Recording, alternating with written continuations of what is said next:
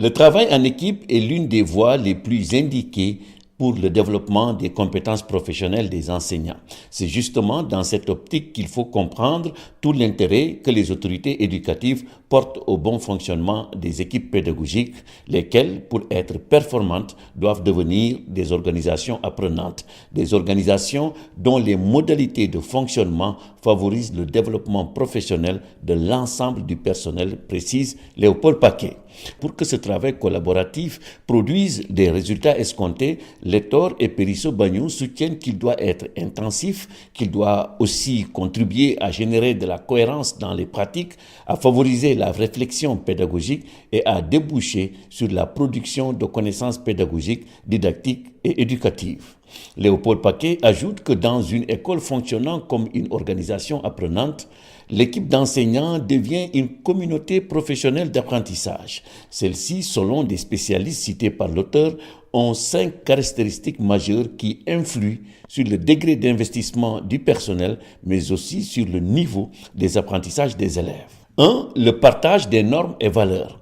Le personnel de l'école partage des normes et des valeurs communes, particulièrement la conviction que les apprenants peuvent acquérir des connaissances de haut niveau et que les professeurs peuvent les aider pour cela. 2. On focus sur l'apprentissage des élèves.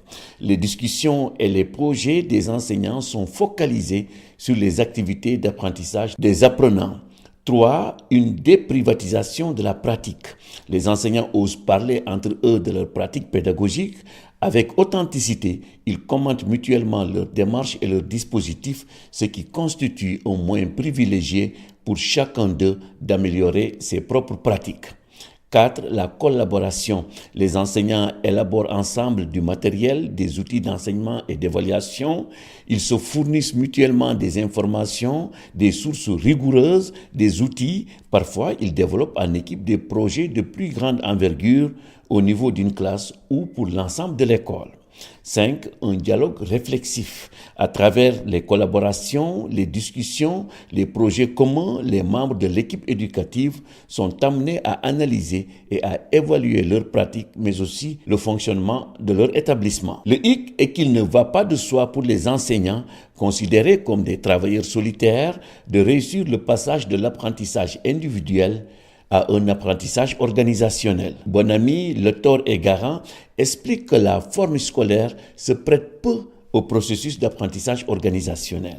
Pour étayer leur affirmation, les auteurs invoquent le fractionnement de l'espace, du temps, de la division du travail, de l'importante autonomie de chaque enseignant dans sa classe. Des obstacles qu'il faut éliminer pour que les écoles deviennent véritablement des organisations apprenantes.